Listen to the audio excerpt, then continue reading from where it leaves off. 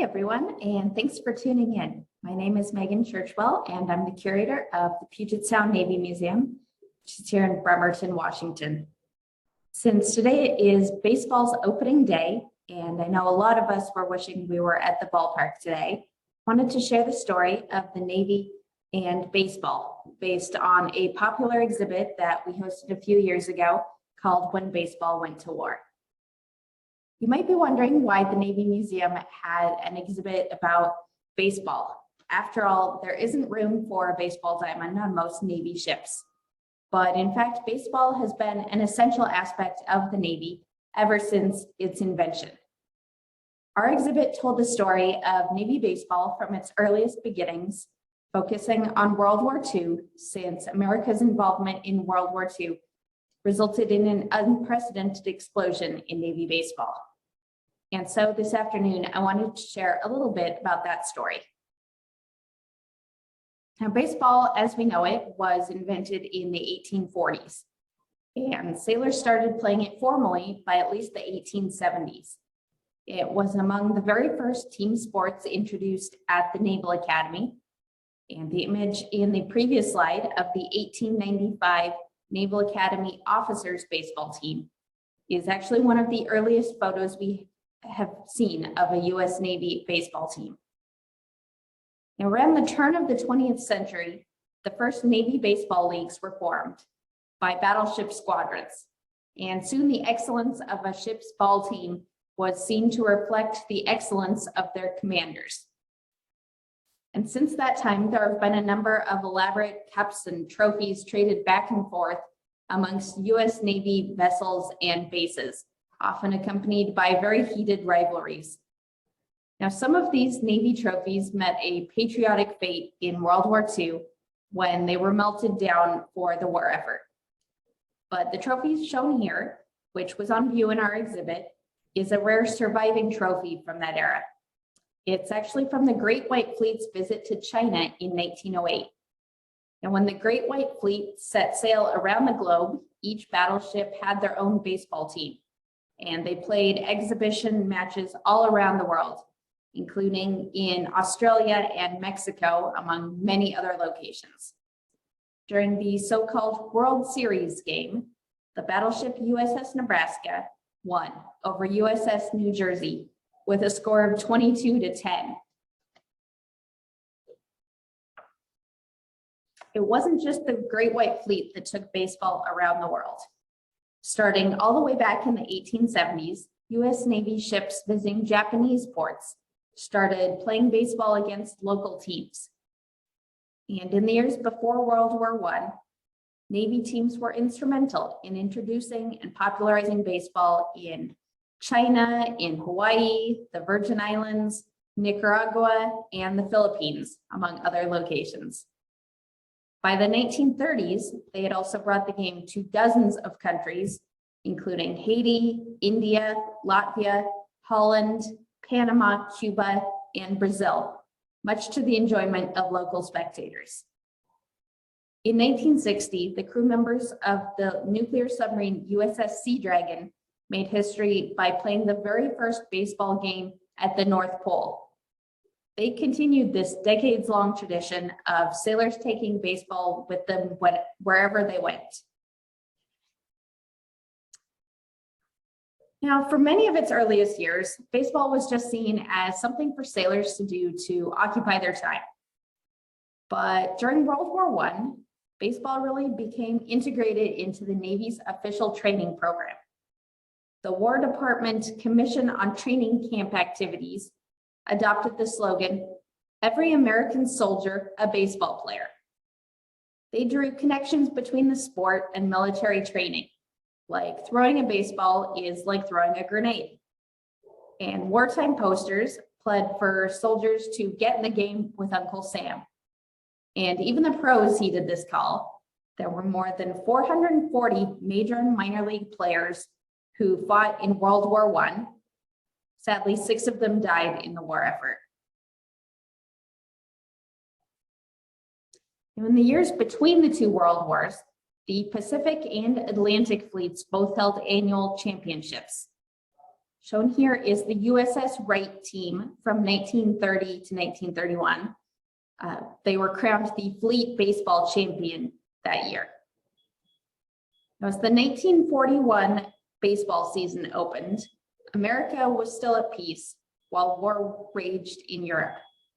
The Sporting News, which was a major sports newspaper during that time, ran cartoons that said, "Europe's national pastime seems to be war. America's is baseball." And on the home front, everyone's attention was turned to the major leagues that season. The 1941 baseball season is known for a couple of pretty amazing stats: Joe DiMaggio's 56-game hitting streak and Ted Williams' 406 batting average. The Yankees won the World Series against their crosstown rivals, the Brooklyn Dodgers. In short, it was just one of those magic baseball seasons. But just 2 months after the World Series that year, America was at war. And baseball, like other American institutions, would be called upon to sacrifice and serve in the war effort. Shortly after the attack on Pearl Harbor, the War Department identified baseball as the favorite sport among sailors and soldiers. Back then, it was all about baseball, not football like you might expect the case to be today. And military leaders paid special attention to the game. They approved resources for field construction, especially on islands across the Pacific. They sent out teams stocked with major leaguers to play exhibition games to entertain the troops. And they provided equipment and gear so they could play their own games. Now, there are a lot of reasons why baseball was such a big thing during World War II. First, it really reminded sailors of the American way of life for which they were fighting. They could pick up a ball and a bat in a foreign theater and feel like they were back in their neighborhood sandlot. It also provided a diversion, which was especially important when you might be spending weeks at a time at sea. Sailors would discuss an exciting game for days, so it really prevented homesickness and broke up the monotony of long days at sea.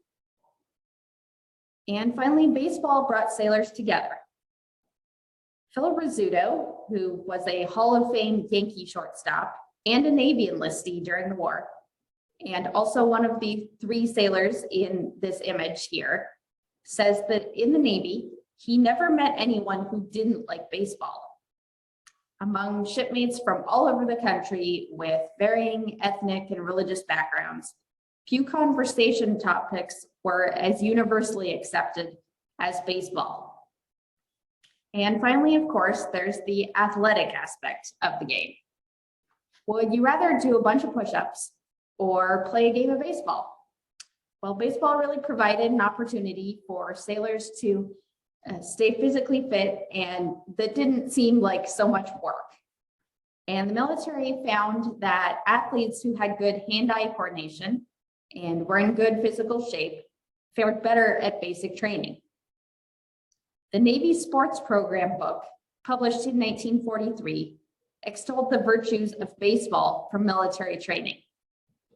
It said, rigorous, tough, competitive sports trained cadets to be superior to the enemy, both mentally and physically. And in fact, the military really directly connected the similarities between the playing field and the battlefield. In 1944, Army Commander General Brehon Somerville remarked, "The sandlots and big league ballparks of America have contributed to our military success. 1.5 million kids from junior sandlot teams are in the armed forces. They learned the teamwork it takes to win a battle or war. We never dare forget that a campaign can be upset by a 9th inning rally.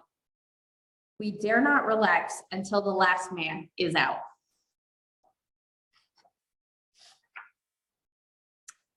Now, during the war, the Navy didn't just get guys who were used to playing baseball on the sandlot back home. They actually got real professional ball players too. The draft affected every profession, and baseball was no exception. During World War II, there were more than 500 major leaguers and 4,000 minor league players who traded their baseball uniforms for military ones. The enlistment of some of these American sports heroes encouraged others to sign up. The Navy's top wartime players included some household names. They each gave up years of their playing career to serve their country. And this short presentation could, of course, not do justice to all of their unique stories. So I just want to focus on 4 of them today. First is Bob Feller, pictured in the lower left here. He was a Cleveland Indians pitcher for 5 years before the war and nearly a decade afterwards. But by the end of the 1941 season, his record stood at 107 wins and 54 losses. But as soon as he heard news of the attack on Pearl Harbor, he rushed to enlist in the Navy. He gave up his 1942 baseball contract to do so, and he ended up playing on the 1942 team at the Norfolk Naval Training Station. Then he was sent to the Pacific aboard a battleship, USS Alabama. He saw extensive action there as a chief petty officer and a naval gunner. And in all, he spent about 5 years in the Navy. After the war, he would comment, "Baseball in the Navy always was much more fun than it had been in the major leagues." Now, Ted Williams played for the Boston Red Sox both before and after the war. He was one of the greatest hitters in baseball history and achieved a career batting average of .344. He joined the Navy before the 1943 season and served 3 years as a flight and gunnery instructor in the Navy and then in the Marine Corps. And in the military, he discovered a love of flying. He said he loved it so much, I would quit baseball for it. Now, he was known for his excellent eyesight and for his discipline at home plate. These traits also made him a skilled aviator. He returned to the Red Sox in 1946, but again took a break from baseball a few years later to serve as a combat aviator in the Marines during the Korean War, missing parts of 2 baseball seasons to do so.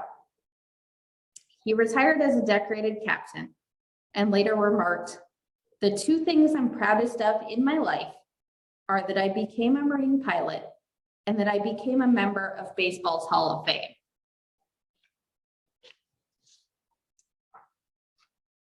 At the start of the war, Yogi Berra, pictured in the lower right there, had signed with the Yankees, but he hadn't yet made his major league debut. Instead, he ended up with the Navy, serving as a gunner's mate aboard the attack transport USS Bayfield during the D-Day invasion of France. He was on a 6-man crew, firing machine guns and launching rockets at the German defenses at Omaha Beach. He suffered a hand injury and was sent back to the United States, where he was stationed at the submarine base in New London, Connecticut, until the war's end. He played minor league baseball while he was over in Connecticut, but soon returned to the Yankees as a catcher, eventually becoming a 15-time All-Star and a 10-time World Series champion in a career lasting until 1963. And finally, there's Fred Hutchinson. He's probably a familiar name to many of those from the Puget Sound area, but these days, a lot of people don't know his history. He attended Seattle's Franklin High School and the University of Washington. For the 1938 season, he played for the Seattle Rainiers. He had a record of 25 wins and 7 losses and was named the best minor league player of the year by Sporting News.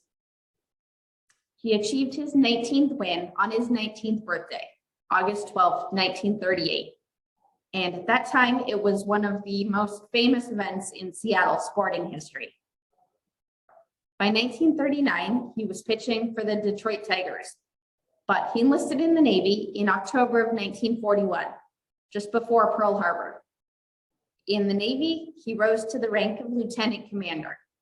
He lost 4 full seasons of his baseball career, but he did get to play baseball while in the service on teams in Norfolk, Seattle, and Honolulu. In 1944, he was on the Sandpoint Naval Air Station team right here in Seattle. Now, after the war, he returned to baseball, but sadly died of lung cancer at the age of 45 in 1964. The Fred Hutchinson Cancer Research Center was founded in his memory.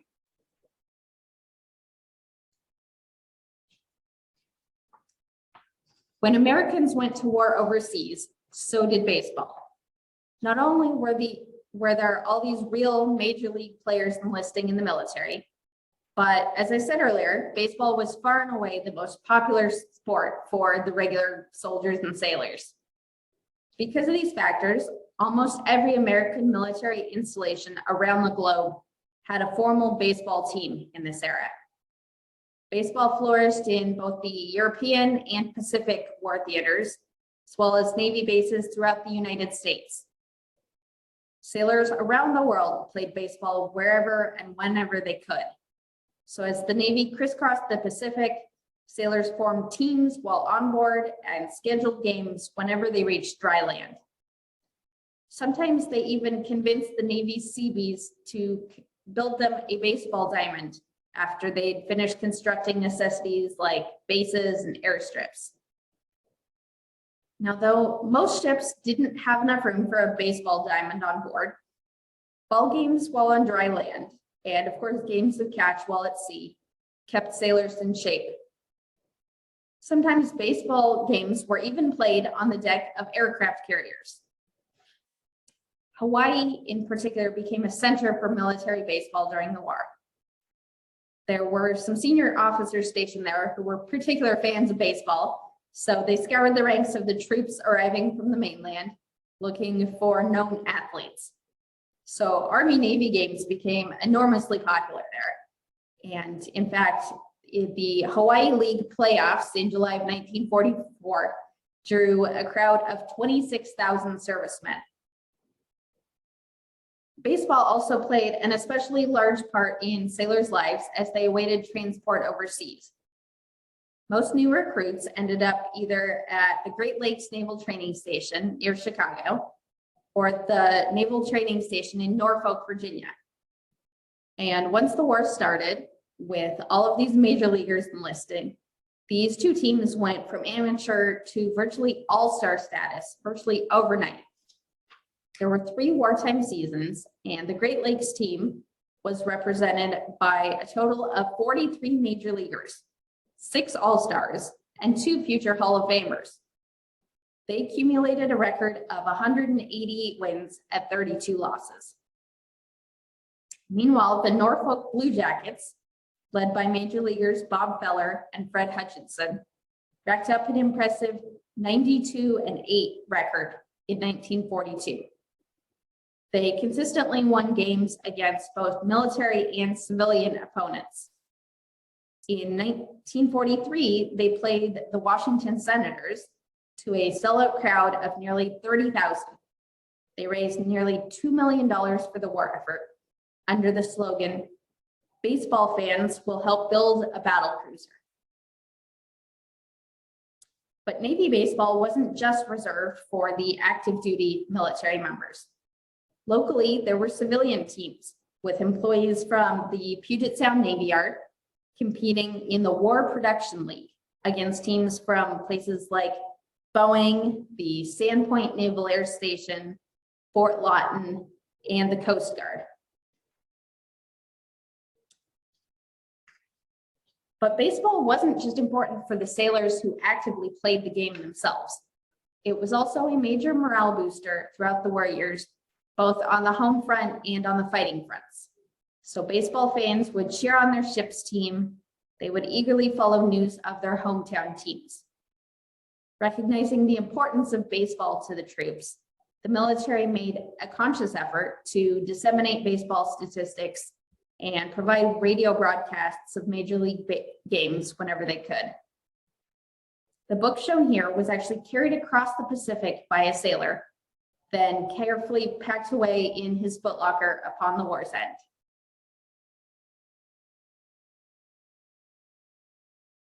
Navy sports have come a long way in the last century and a half. Throughout the 19th and 20th centuries, sailors spread baseball around the globe as the game gained recognition for its ability to build camaraderie and physical fitness. Given the tremendous growth of Navy baseball during World War II, wartime and baseball are forever linked. The last thing I want to leave you with is my favorite quote about baseball and the military. It comes from J.G.T. Spink, editor of Sporting News during World War II. Think of these men who now play, but soon will fight, and remember that they will take baseball with them in their hearts. And that, I think, perfectly summarizes why we put together an exhibit on this topic at the Navy Museum. The Navy is so much more than big warships and important battles. It's also about personal stories and connections between the military and the wider world. Thanks again for listening to this bit of Navy culture. If you have any questions at all, I'm happy to answer them in the comments section, or you can reach out by email. My contact info should be on the screen, and I'm always happy to talk Navy history. Thank you.